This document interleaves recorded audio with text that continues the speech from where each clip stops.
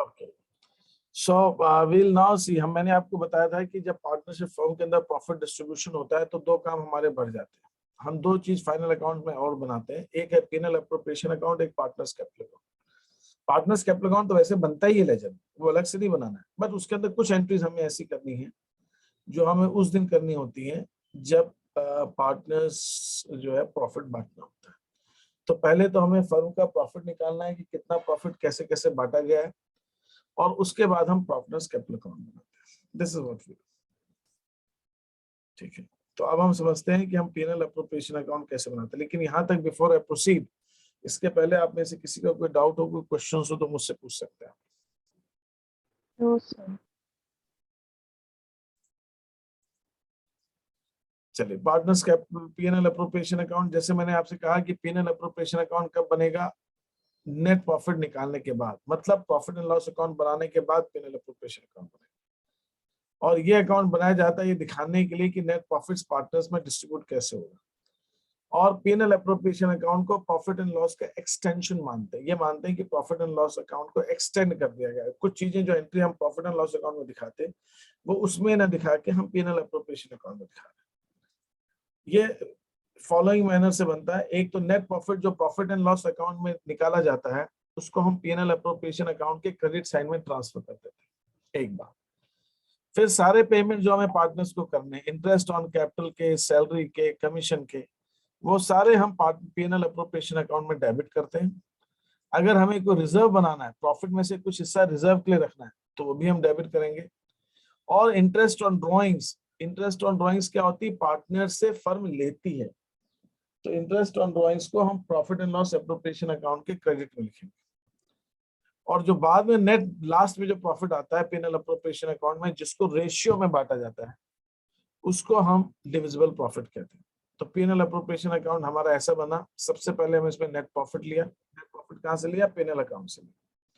इसके अंदर हमने इंटरेस्ट ऑन ड्रॉइंग्स को ऐड कर दिया, इंटरेस्ट ऑन कैपिटल घटाया, सैलरी घटाई, कमीशन घटाया, रिजर्व घटाया, ये सब चीजें घटाई। और इसके बाद ये वाला जो प्रॉफिट बचता है इसको हम कहते हैं डिविजिबल प्रॉफिट। मतलब नेट प्रॉफिट में इंटरेस्ट ऑन ड्रॉइंग्स जोड़ के पार्टनर्स को उसमें से आईओसी देकर, सैलरी देकर, कमीशन देकर सब दे दिया। जो रिजर्व रखना है रिजर्व रख लिया। बाद में जो हमारा प्रॉफिट बच गया जिसको उनके रेशियो में बांटना है उसको हम कहते हैं डिविजिबल प्रॉफिट। तो ये पूरा पीएनएल एप्रोप्रिएशन अकाउंट हमारा इस तरह से बनता है। डिफरेंस क्या है प्रॉफिट एंड लॉस अकाउंट और पीएनएल एप्रोप्रिएशन अकाउंट में? पीएनएल अकाउंट ट्रेडिंग अकाउंट के बाद बनता है, PNL appropriation account profit and loss account के बाद बनता है। इसका purpose profit and loss account का जो आपने अभी भी 11th में बनाया, नेट प्रॉफिट निकालना है। पीएनएल एप्रोप्रिएशन का पर्पस नेट प्रॉफिट डिस्ट्रीब्यूट करना है। इसके अंदर हम पीएनएल अकाउंट के अंदर वो खर्चे डेबिट करते हैं जो हमें प्रॉफिट से हर हाल में घटाने हैं, जो चार्ज। और पीएनएल एप्रोप्रिएशन अकाउंट के अंदर हम वो खर्चे डेबिट करते हैं जो हमारी इच्छा, मतलब प्रॉफिट हम देना चाहें तो दे सकते हैं। एक टर्म हम अकाउंट्स में यूज करते हैं इसके लिए, एक होता है चार्ज और एक होता है एप्रोप्रिएशन। इसका डिफरेंस समझ लेते हैं। कुछ खर्चे ऐसे होते हैं जिनको हम चार्ज मानते हैं और कुछ खर्चे ऐसे होते हैं जिनको हम एप्रोप्रिएशन मानते हैं, और स्पेशली पार्टनरशिप में ज्यादा होता है। चार्ज का मतलब होता है वो खर्चे जो कंपलसरी हैं, लगेंगे ही लगेंगे।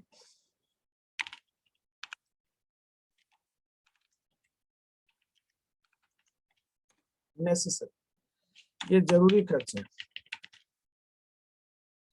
एप्रोप्रिएशन का मतलब होता है if when profits are available. अगर प्रॉफिट्स हैं तो देंगे, नहीं है तो नहीं देंगे। एप्रोप्रिएशन जरूरी नहीं है। चार्ज का मतलब है प्रॉफिट हो या नहीं हो, चाहे फर्म लॉस में हो जाए तो भी देना है। एग्जाम्पल देता हूं मैं। आप एक पार्टनरशिप फर्म है, उसके यहाँ कोई स्टाफ काम करता है, स्टाफ नौकरी करता है, तो स्टाफ को सैलरी तो देनी है, प्रॉफिट हो या लॉस। लेकिन पार्टनर सैलरी लेना चाहते हैं, तो पार्टनर को सैलरी आप तब दोगे जब फर्म के अंदर प्रॉफिट होगा। अगर फर्म के अंदर प्रॉफिट है तो हम पार्टनर को सैलरी देंगे, नहीं है तो नहीं देंगे। प्रॉफिट कम है तो कम देंगे, लेकिन स्टाफ को सैलरी तो देनी पड़ेगी। तो मैंने जो एग्जांपल दिया चार्ज का, एक चार्ज का एग्जांपल है स्टाफ की सैलरी। स्टाफ की सैलरी इज अ चार्ज। और एप्रोप्रिएशन में क्या है? Partner salary. पार्टनर की सैलरी है वो अप्रोप्रिएशन, प्रॉफिट होगा तो देंगे, नहीं होगा तो नहीं देंगे। डेप्रिसिएशन है, चार्ज है, डेप्रिसिएशन तो लगाना पड़ेगा। टेलीफोन बिल है, चार्ज है, लगाना पड़ेगा। रेंट है, चार्ज है, ये सब चार्ज है, ये तो देने ही पड़ेंगे आप। ये सारे खर्चे वो हैं जो आपको देने ही देने हैं, चाहे फर्म में प्रॉफिट हो या नहीं। लेकिन एप्रोप्रिएशन मतलब प्रॉफिट होगा तो देंगे, नहीं होगा तो नहीं देंगे।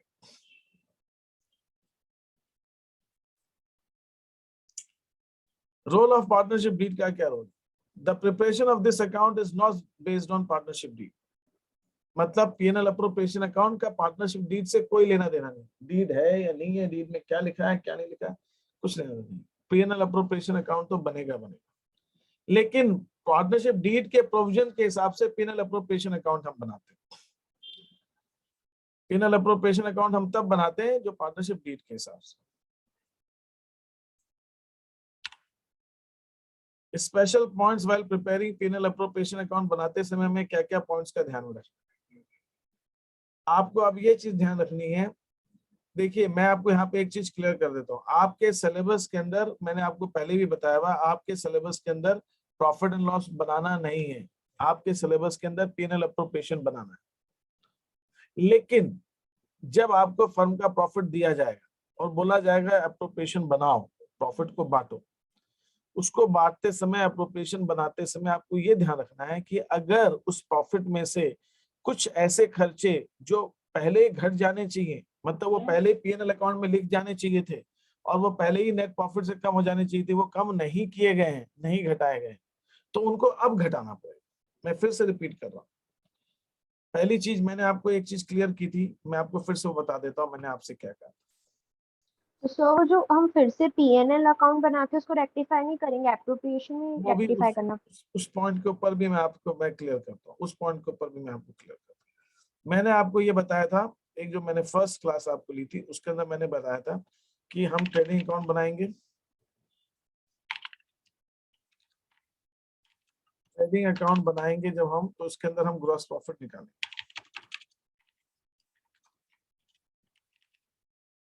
फिर हम प्रॉफिट एंड लॉस अकाउंट बनाएंगे।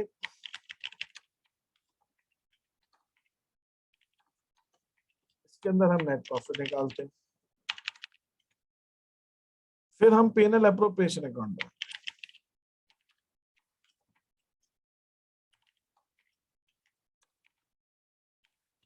इसके अंदर हम डिविजिबल प्रॉफिट निकालते हैं, सारी एंट्रीज करेंगे। फिर हम पार्टनर्स कैपिटल अकाउंट बनाते हैं, पार्टनर्स को जो भी जोड़ना है उसके अंदर हम जोड़ते घटाते हैं। फिर हम बैलेंस शीट बनाते हैं।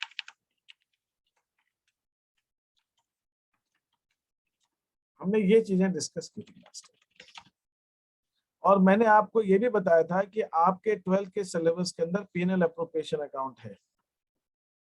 आपके 12th के सिलेबस के अंदर ये नहीं है, ये आपने 11th में बना ली।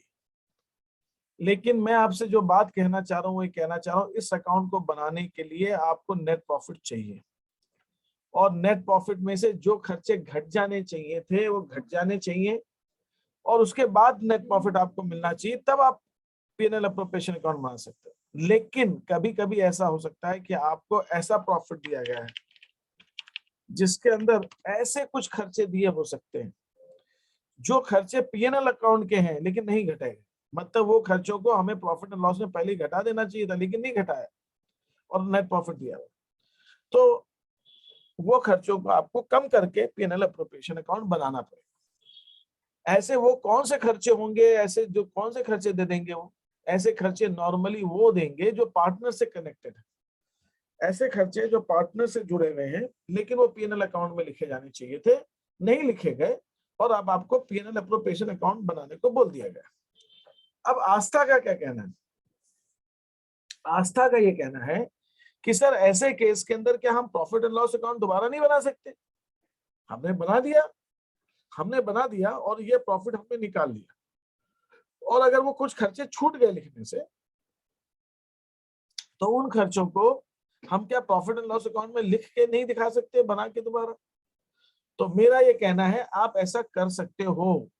क्यों कर सकते हो ऐसा? क्योंकि कुछ बुक्स ऐसा कह रही हैं, लेकिन अगर आप मुझसे पूछो तो मेरे से, मैं तो इस चीज के लिए एग्री नहीं करता इस ट्रीटमेंट के। पीएनएल अकाउंट बन चुका है, अब दोबारा आप कैसे बना सकते हो? वो बन चुका है, अब आप उसको रीड्राफ्ट थोड़ी कर, उसमें एंट्री जो होनी थी हो गई, सब बना गया, अब आप दोबारा नहीं बना सकते। तो क्या कर सकते हैं, इसके लिए ऑथर्स, कुछ ऑथर्स हैं उनकी दो अलग अलग राय, जिसमें से मैं दोनों राय से इत्तेफाक करता हूं, लेकिन फिर मैं आपको बताऊंगा कि सीबीएसई में नॉर्मली क्या चलता है। कुछ सेक्ट ऑफ ऑथर्स हैं जिसके अंदर पीसी तुलसियान सबसे आगे हैं। उनका कहना है कि ऐसे केस के अंदर, अब तो उनको कॉपी किया दूसरे लोगों ने, लेकिन मैंने सबसे पहले पीसी तुलसियान ने पॉइंट उठाया। उनका कहना है कि ऐसे केस के अंदर जब पीएनएल अकाउंट बन गया है और कुछ आइटम्स जो प्रॉफिट एंड लॉस में कम करने चाहिए थे नहीं किए, उसकी जगह आपको profit and loss adjustment account बनाना चाहिए, एडजस्टमेंट। और ये profit and loss adjustment account एक ऐसा अकाउंट है जो किसी भी गलती को सुधारने के लिए बनाया जाता है। अगर मान लीजिए प्रॉफिट एंड लॉस बनाने में कोई गलती हो जाए और बैलेंस शीट अभी नहीं बनी है, आपको 11th में भी बन सकता था ये, लेकिन कभी आपको ऐसे क्वेश्चन है नहीं, आए नहीं, आगे कभी आप सीए वगैरह करोगे, कुछ करोगे तो उसमें आ सकते हैं ये क्वेश्चन। इस अकाउंट का नेचर क्या है, इस अकाउंट का काम ये है कि अगर पीएनएल अकाउंट बन गया, नेट प्रॉफिट निकाल लिया, फिर हमें मालूम पड़ा रहे ये खर्चे तो लिखे नहीं, डेप्रिसिएशन तो लिखना भूल गया, आउटस्टैंडिंग सैलरी का एडजस्टमेंट करना तो भूल गया, प्रीपेड रेंट का एडजस्टमेंट करना तो हम भूल गए, और बैलेंस शीट अभी नहीं बनी। तो हम क्या करेंगे, पीएनएल एडजस्टमेंट अकाउंट बना के उस नेट प्रॉफिट को सही करेंगे, फिर बैलेंस शीट बनाएंगे, तो पीएनएल एडजस्टमेंट अकाउंट बनता है। तो एक सेट ऑफ ऑथर्स का कहना है कि पीएनएल एडजस्टमेंट अकाउंट हम बना सकते हैं। दूसरे सेट ऑफ ऑथर्स का क्या कहना है, उनका कहना है कि नहीं, आप वर्किंग नोट बनाओ, आप वर्किंग नोट बनाओ और उस वर्किंग नोट के अंदर आप दिखाओ कि प्रॉफिट जो दिया हुआ है वो जो प्रॉफिट दे रखा है, और इसके अंदर जो एडजस्टमेंट्स आपको करने हैं,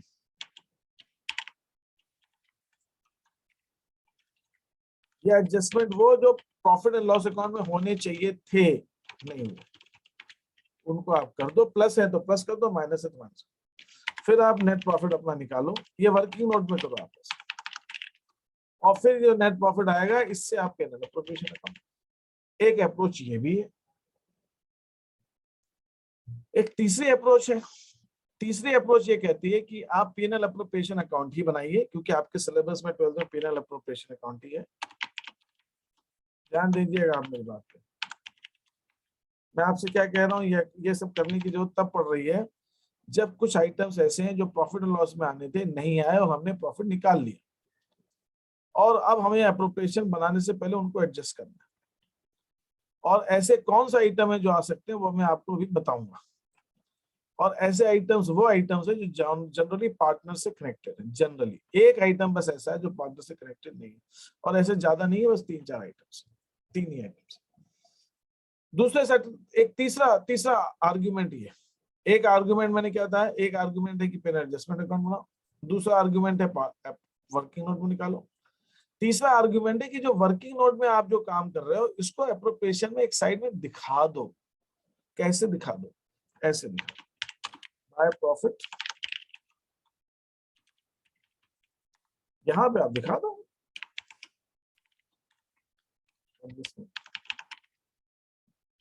और ये एडजस्टमेंट करने के बाद जो आपका प्रॉफिट आए वो प्रॉफिट आप बाहर लिख दो।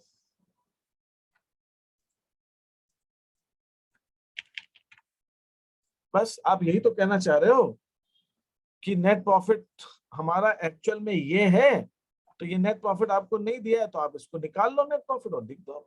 एक ये भी आर्गुमेंट है।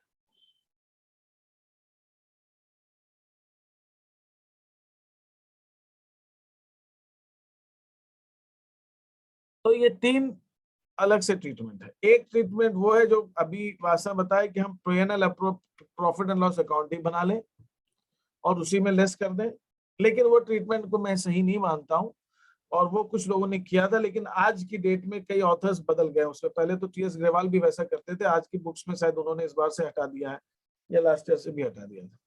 वो भी अब उनको लगने लगा कि हाँ वो ट्रीटमेंट गलत है, पहले उन्होंने अपनी बुक में वही ट्रीटमेंट दिया था। अभी जो ट्रीटमेंट पीएनएल एडजस्टमेंट वाला जो ट्रीटमेंट है ये भी सही है, लेकिन ये सीबीएसई में पॉपुलर नहीं। सीबीएसई में पॉपुलर नहीं, मतलब जो ज्यादातर ऑथर्स इसको इतने ये अकाउंट नहीं बनाते।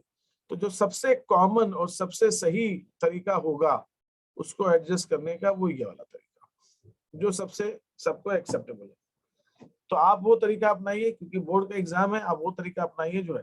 तो आप क्या कीजिए, आप ये एडजस्टमेंट अंदर दिखा के आप ये बता दीजिए, आप अंदर दिखा रहे हैं इंटरनल, और आप ये बता रहे हैं कि ये करने के बाद जो एक्चुअल नेट प्रॉफिट है जो पिनल अप्रोप्रिएशन में आना चाहिए वो ये है, और ये कैसे आया इसको आपने अंदर एक्सप्लेन कर दिया। बस इतना सा आपको दिखाना। इसके अंदर किसी को कोई डाउट है, कंफ्यूजन है तो पूछिए मेरे से, जो कुछ मैंने अभी तक बताया। No sir. ठीक है, अब मैं आपको ये चीज बताने जा रहा हूं कि वो कौन से खर्चे हैं जो प्रॉफिट एंड लॉस के हैं लेकिन पिनल अप्रोप्रिएशन में जाने से रह जाते हैं। ऐसे दो तीन में बेसिकली हैं। एक है आपका जिसको हम कहते हैं, अगर क्वेश्चन में पार्टनर ने लोन दिया और पार्टनर को इंटरेस्ट देना है, जिसको हम 6% पर एनम लेते हैं बाय डिफॉल्ट। अगर क्वेश्चन में दिया नहीं कितना इंटरेस्ट देना है पार्टनर के लोन पे, तो 6% देते हैं। तो जो 6% इंटरेस्ट हमें पार्टनर को देना है, ये इंटरेस्ट चार्ज है। चार्ज क्यों है? अगर हम बैंक से लोन लेते तो बैंक को इंटरेस्ट देते, किसी XYZ से लेते तो इंटरेस्ट देते। तो अगर पार्टनर ने दिया तो उसको इंटरेस्ट हमें देने में क्यों संकोच करना चाहिए, हमें देना चाहिए। तो हम 6% देंगे एक्ट के हिसाब से। अगर डीड में नहीं लिखा है या डीड में जो लिखा है वो देंगे, लेकिन ये आइटम हमारा प्रॉफिट एंड लॉस में आना चाहिए था। इंटरेस्ट लोन है, लोन तो कोई भी लोन है, उसका इंटरेस्ट पीएनएल अकाउंट में आना चाहिए, हमने नहीं लिखा। तो अब हम इसको माइनस करके दिखाएंगे अलग से। मैंने जैसे आपसे कहा अभी जो एडजस्टमेंट होता है, ये पीएनएल अकाउंट का आइटम। दूसरा आइटम जो पीएनएल अकाउंट का है बाय डिफॉल्ट, अगर पार्टनर से किसी पार्टनर से आपने कोई किराए पे जगह ली है, एक फर्म ने पार्टनर से किराए पे जगह ली, उस पार्टनर को फर्म को किराया देना। तो अगर वो किराए की जगह कहीं और लेते, आप किसी और से लेते, ठीक है, तो उसको रेंट देना पड़ता। तो उसको रेंट देते तो पीएनएल अकाउंट में लिखते हैं वो रेंट। तो पार्टनर को दे रहे हैं तो वो भी लिखिए। तो दैट इज व्हाट, ये दोनों चीजें हम मैंने यहाँ पे दिखा दिया, are deducted in the net profits on the credit side. तो पीएनएल अप्रोप्रिएशन अकाउंट के क्रेडिट साइड में प्रॉफिट से घटा दीजिए। अब मैंने जो अभी आपको ट्रीटमेंट बताया उसमें यही किया, क्रेडिट साइड में प्रॉफिट में से ये आइटम हमने घटा के यहाँ पे हम लिखेंगे।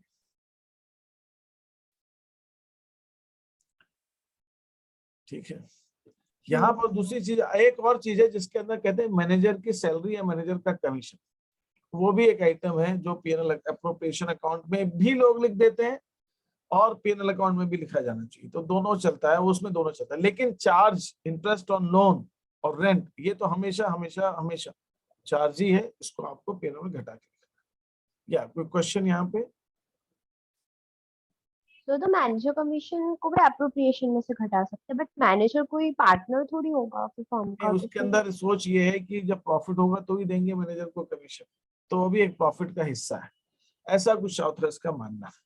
लेकिन ठीक है, आप उसको पीएनएल अकाउंट में दिखा दीजिए, मैनेजर कमीशन को माइनस कर दीजिए, वो भी चलेगा।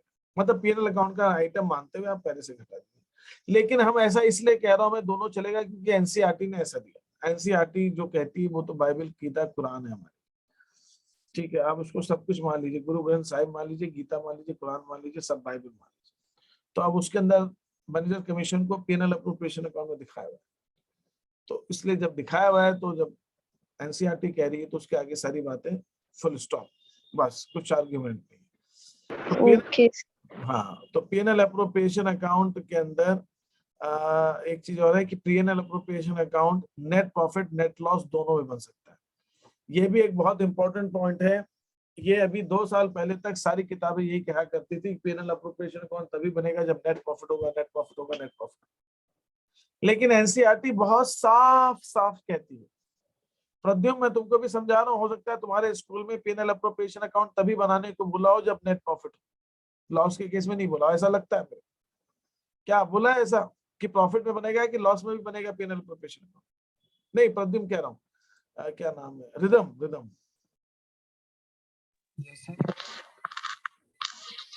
पीएनएल अप्रोप्रिएशन अकाउंट प्रॉफिट के केस में बनेगा कि लॉस के केस में भी बनेगा? क्या बताया तुमको स्कूल में? दोनों के केसेस बने हैं। दोनों के केस। एनसीईआरटी इस बात को बहुत पहले से कह रही, अब लोग इसको चेंज कर लिया। नहीं तो 2 साल पहले तक तो सिर्फ प्रॉफिट के केस में बनता था। NCERT is very very specifically saying, समझ में आ गया सब। तो इसलिए हमको एनसीईआरटी को फॉलो करना होता है। 12th। अब यहाँ पे मैंने चार्ज और एप्रोप्रिएशन का डिफरेंस बताया। Charge against profits, it indicates expenses to be deducted from the profits. ये चार्ज मतलब ये खर्चे हैं जो प्रॉफिट से घटाने हैं, नेट प्रॉफिट नेट लॉस निकालने।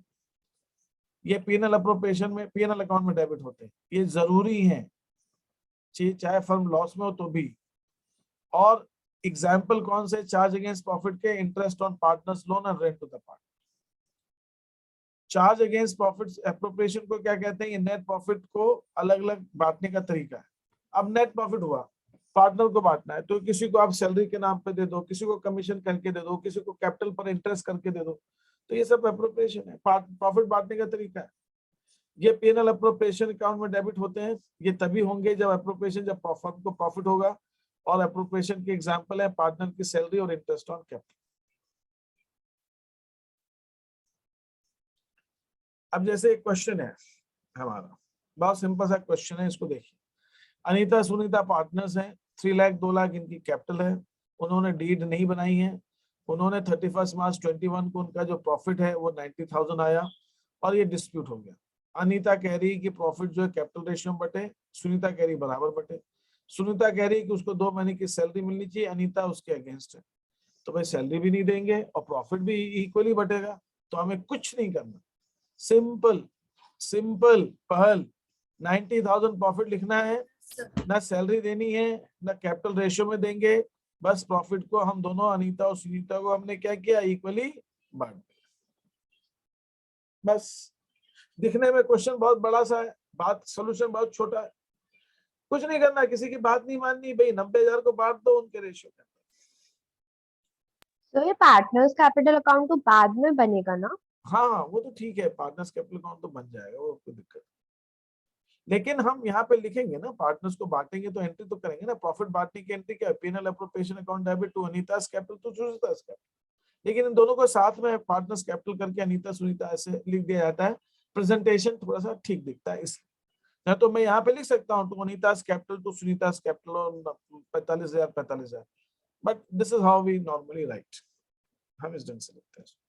तो सर इसमें तो हम सिर्फ प्रॉफिट में से सैलरी और कमीशन जो रहता है उसको ऐड या फिर माइनस करते हैं ना ड्राइंग्स वगैरह को, और पार्टनर्स कैपिटल में हम उसको बताते हैं ना कि इसमें था। नहीं भाई, प्रॉफिट बांटने की एंट्री कैसे होगी?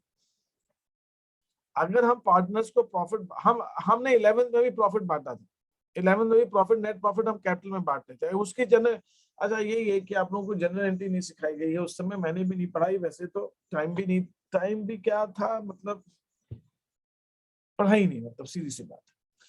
देखिए, जो हम PNL net profit and loss account बनाते थे 11th में, हम उसके अंदर नेट प्रॉफिट कैपिटल में जोड़ते थे। इसकी कोई एंट्री मुझे बता सकता है क्या एंट्री होती है उसकी? नेट प्रॉफिट पार्टनर्स को बांटने की जनरल एंट्री क्या होती है?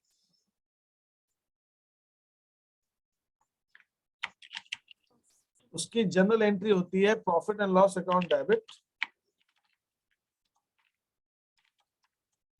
कैपिटल। नेट प्रॉफिट की ये एंट्री होती है। और जब हम प्रॉफिट एंड लॉस अकाउंट बनाते हैं, हम यहाँ पे कन्वीनियंस के लिए लिख देते हैं टू नेट प्रॉफिट।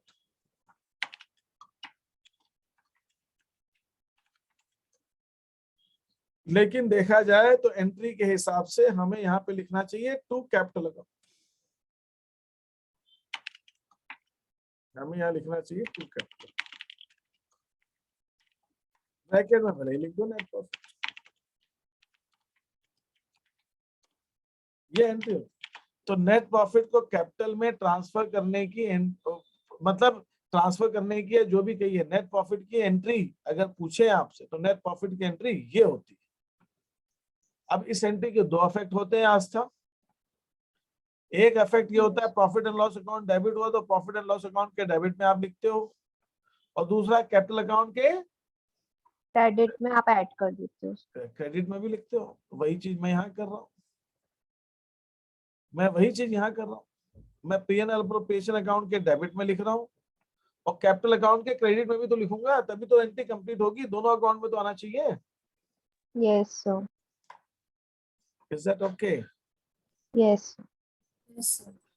पहल ये क्वेश्चन समझ में आया तुमको जो मैंने अभी किया है, स्क्रीन पर दिखाया तुमको? Yes, sir. किसी को कोई डाउट है इस क्वेश्चन पर? No, sir. No, sir. आ, आ, आ, आ, ये तो आप कर लेंगे।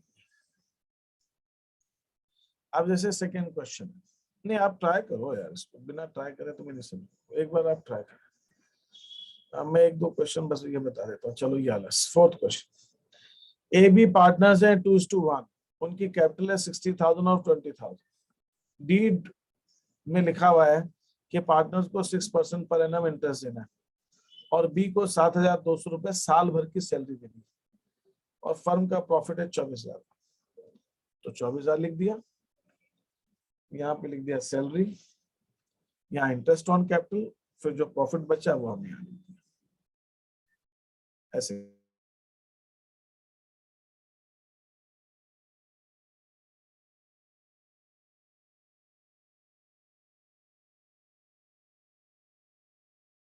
So ये रेशो का कैलकुलेशन कैसे करते हैं हम? क्या चीज? रेशियो यहाँ पे 2:, हाँ मैं बताता हूँ।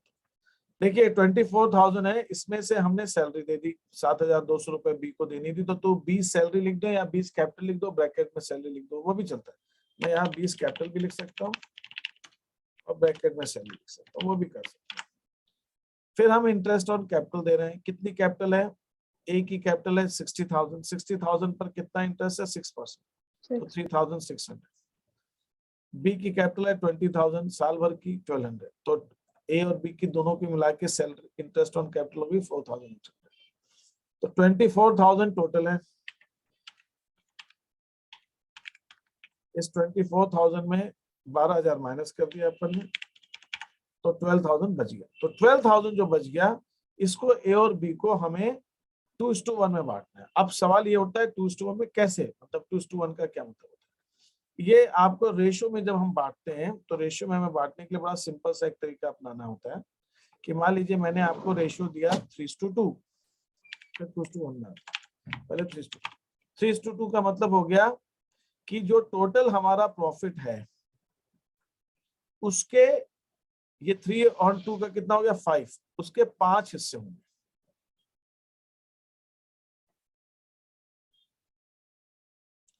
उसके 5 हिस्से बराबर बराबर, ये बराबर बराबर तो नहीं बनेगा, 5 बराबर बराबर हिस्से होंगे, ऐसा मानिए 5 बराबर, और इसमें से 3 हिस्सा एक को जाएगा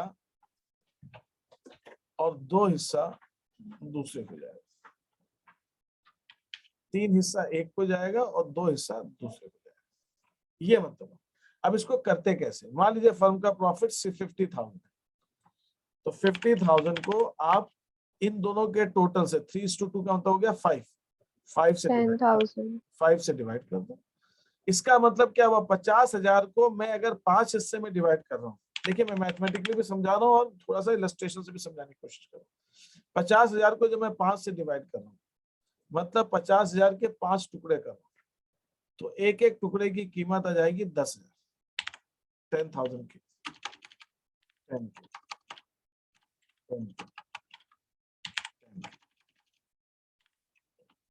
10,000। और अब आपको 3 टुकड़े, 3 हिस्से उसको देने हैं एक पार्टनर को, तो यहाँ पे आप लिख देंगे इंटू 3, तो इसका मतलब 30,000 ए को चला जाएगा और आप यहां लिख देंगे इंटू 2, तो 20,000 बी को चला जाएगा। बस सीधी सी बात। तो 3:2 का मतलब है 3/5, 2/5, मत सीधी सी बात, मैंने इतना सब डिटेल में समझाया, सीधा सा कैलकुलेशन है। 50,000 का 3:2 में बांटना है, इंटू 3/5 एक का हो गया, 50,000 इंटू 2/5 बी का हो गया।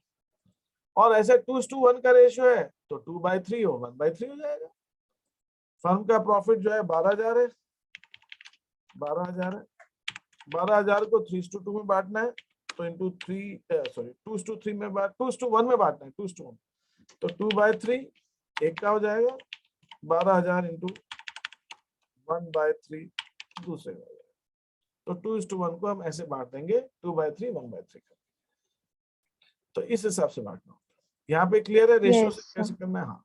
तो अब जैसे ये क्वेश्चन है, अब इसमें Yes, sir. 12,000 प्रॉफिट बच गया डिविजिबल प्रॉफिट। इस डिविजिबल प्रॉफिट को हम इनको इस तरह से बांट देंगे इनके रेशियो में, दैट इज 2:1 में बांट देंगे 8,000 और 4,000।